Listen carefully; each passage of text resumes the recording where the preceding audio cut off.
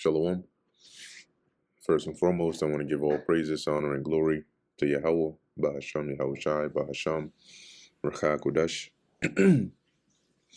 Double honors to the elders and the apostles of Great Millstone, and peace and blessings to the elect. And today we're going to go into the book of Proverbs, the 7th chapter. As it says here, the wiles of the harlot, which this is dealing with, wisdom on the right hand and also on the left hand, and it's using the woman. Okay, so you can look at it in the sense of both, because Solomon describes the nature of the strange woman or the harlot and how she can lead you to destruction, but also that is the same, that nature is if you were to personify left hand wisdom, that's what it would be like. Okay, so you are to watch out for both the physical woman, physical strange woman, and also the metaphorical strange woman, which are these doctrines and philosophies that are contrary and opposite of the wisdom given by Yahweh Ba'asham Yahushai on the right hand side. So this is Proverbs Chapter 7 verse 1. My son, keep my words and lay up my commandments with with thee. When you lay up here, it's like to store up, as if you're storing treasure. So keep, amass this wisdom like treasure. Keep my commandments and live, and my law as the apple of thine eye. So keep it close by you. Bind them upon thy fingers, write them upon the table of thine heart. So always keep it in mind. Your heart is your mind, so the table of your heart is like your memory. Say unto wisdom, thou art my sister, and call understanding thy kinswoman. And what does that mean? That means you keep them close. Okay, like they are your close relatives. That that they may keep thee from the strange woman. See? So wisdom keeps you from the strange woman, right? Both from the woman, the metaphorical woman, which are these wayward doctrines and philosophies, left-hand practices. Wisdom keeps you from that, but wisdom also gives you, insight in how to deal with actual women, that you may stay away from a wicked and adulterous woman. Right? It says here that they may keep thee from the strange woman and from the stranger that flattereth with her words. And flattering with her words is a form of seduction. For at the window of my house. So now he goes into a almost like a short story to go into, to drive a point, right? So he says here, at the window of my house, I looked through my casement, and behold, among the simple ones, I discerned among the youths a young man void of understanding, passing through the street near her corner, and he went the way to her house. So here, this young man that's lacking understanding, that's lacking wisdom, is now going in the direction towards the house of this strange woman.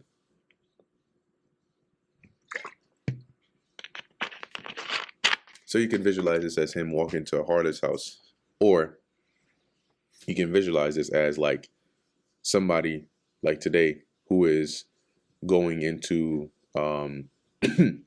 say, a congregation where they're teaching, some like false doctrine, and you can see that this person is clearly lacking the discernment to be able to tell that what they're being told or what they're about to hear is is not the truth, right? It says here, in the twilight, in the evening, in the black and dark night, and behold, there met him a woman with an attire of an harlot, and a subtle of heart.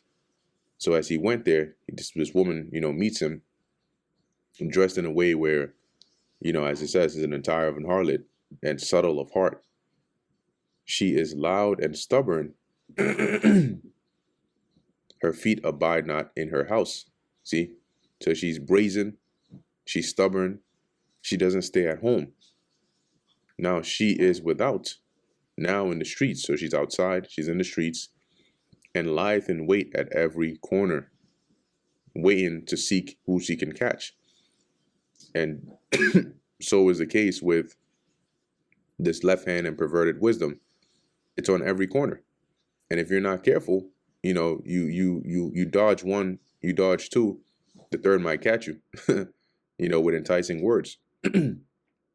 Nowadays, for example, when you look at how quickly misinformation or how quickly some false doctrine spreads through the internet, all you got to do is scroll. Now it's in your house, in your mobile phones, in your tablets, and in your computers. Everybody's writing about some belief, online or on some podcast, going into some, so-called deep mystery. So there's lurking on every corner this left hand perverse wisdom that is looking to entice those that are without understanding. You spend 20, 30 seconds watching a TikTok video, you go down this rabbit hole, clicking down some link, and now before you know it, you believing in the Anunnaki. It says here, so she caught him and kissed him, and with an impudent face said unto him. Now let's look at that word impudent. All right. It says here, Aizaz, to be strong, to prevail, to make firm. Hardened. So she's like bold, So what did she say unto him? I have peace offerings with me this day. I have peace offerings with me. This day have I paid my vows. Now, in saying that, what she's doing is, this is basically how like temptation, seduces you, right? So when she mentions the peace offerings, that is to seduce you spiritually, right? So as to not appear, as evil as she is, because she's made, she has peace offerings. That means she just made an offering, right? And she's paid her vows. So she's, she has some virtuous aspect to her. This is sort of that lulling, she may not be so bad after all. Therefore came I forth to meet thee, diligently to seek thy face, and I have found thee. And and that is the use of flattery, right? She's trying to make the encounter appear intentional, right? Meaningful. Oh, I can't, you're the perfect guy. Oh man, I just found you, and wow, this had to be fate. God had to have led me to you. Yeah, okay. Verse 16, I have decked my bed with coverings of tapestry, with carved works, with fine linen of Egypt. I have perfumed my bed with myrrh, aloes, and cinnamon. Now, in this short story of this woman seducing this young man void of understanding, this is likened onto how men have their minds polluted by the perverse wisdom of this world. Just as this woman is saying these things, seducing him to let his guard down, not sounding as bad, enticing this man, that is how the ways of this world entice people away from the Lord. Right? So she says, I have perfumed my bed with myrrh, aloes, and cinnamon. Come, let us take our fill of love until the morning. Now, I'll let you be the judge of what you think that means. If a woman is telling you about how everything is ready, today they'll say she has the free crib, and she's telling you, let's take our fill of love until the morning. What do you think that means? Right? Let us solace ourselves with love or with loves. Does that mean come home and let's play Uno, or Connect Four, or Ludo? Let's eat some crackers and play Ludo, and watch freaking Sophia the First, or Secret Agent Oso on Disney Channel. Clearly, that's not what she's talking about, right? It says here, NLT, come, let us drink our fill of love until morning. Let us enjoy each other's caresses. For the good man is not at home. He is gone a long journey. The good man is her husband.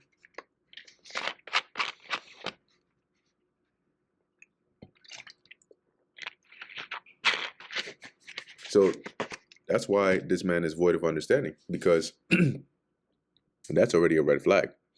The good man is not at home, but one without understanding is going to think, oh, this is a great opportunity. He has gone on a long journey, or he has gone a long journey. He hath taken a bag of money with him. and will come home at the day appointed. The day appointed is referring to the next month. I believe that word goes into the moon actually. Let's see.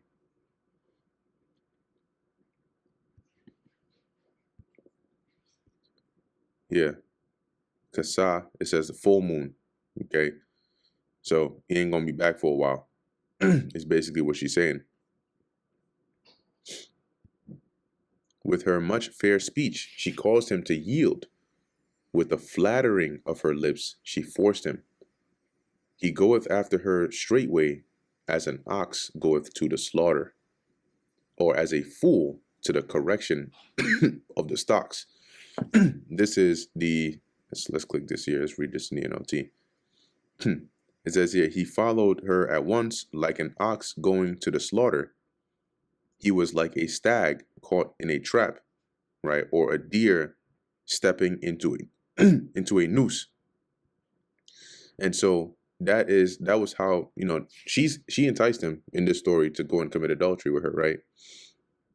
When left hand or perverted wisdom entices a man to engage or indulge in it, whether it's some form of idolatry, some form of a different belief. You have people that will say, oh, I used to be a Hebrew Israelite. When you watch the Elder Manasseh Zakbaz's videos, it shows a lot of people, right? There are a good amount of videos that show that, oh, I used to be a part of the Hebrew Israelites, but now I'm thank God I'm back to being a Christian, or I'm a Muslim, or I'm this. They don't realize that they've been seduced. Okay, they've been seduced and led astray in their minds, and now they're actually committing spiritual fornication. See, this man went and committed fornication in the story, but it's to symbolize also how lacking wisdom can cause you to fall prey to perverse wisdom, and through perverse wisdom and the actions that it causes you to do. See, this woman caused this man to commit actions that are against his own soul, i.e., adultery. What left hand wisdom causes you to commit actions that are against your own soul, but these are spiritual adultery, idolatry. This is going against the ways of the Heavenly Father. All right, so it says here, till a dart strike through his liver, as a bird hasteth to the snare, and knoweth not that it is for his life. See? So he's basically walking into a trap and not realizing that he's basically bringing upon himself swift demise, right? Like a dart or an arrow that strikes through your liver that you don't see coming. And he's like a bird hasteth, meaning a bird that's quickly moving to the snare, to the trap. Because he's happy, he's excited, and knoweth not that it is for his life. See, he doesn't realize that this is this is a sin against his own life. Hearken unto me, therefore, or hearken unto me now, therefore, O ye children, and attend to the words of my mouth. Let not thine heart decline to her ways, go not astray in her paths. Okay, let's go into that. Like when your heart is declining, let's take a look at that, and then we might look into some of these words, right? Don't let your heart stray toward her.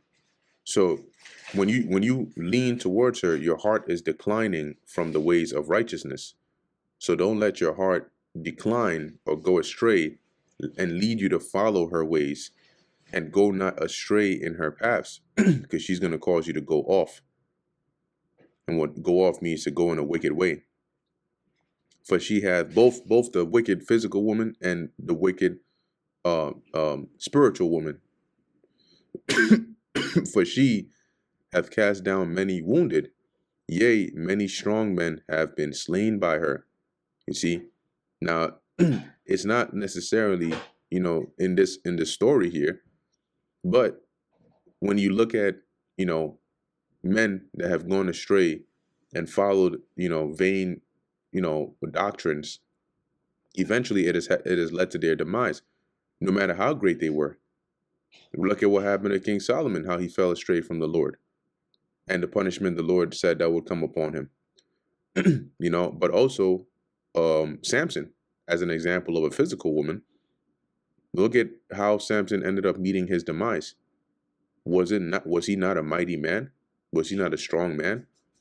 but he fell through the seductive ways of a woman. Now, it wasn't because he was committing adultery, but it was through her, her womanish ways that she used to get him to give up his secret. So you have to be wary. Verse 27, her house is the way to hell, which is a grave, going down to the chambers of death.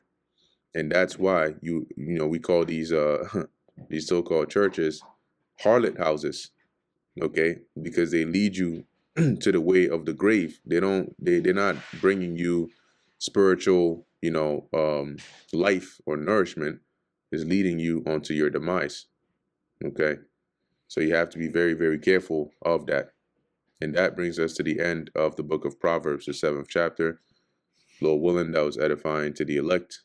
In closing, I want to give all praises, honor, and glory to Yahweh, Bahasham, Yahweh Shai, Bahasham, Rakha Kodash. Until next time, Shalom.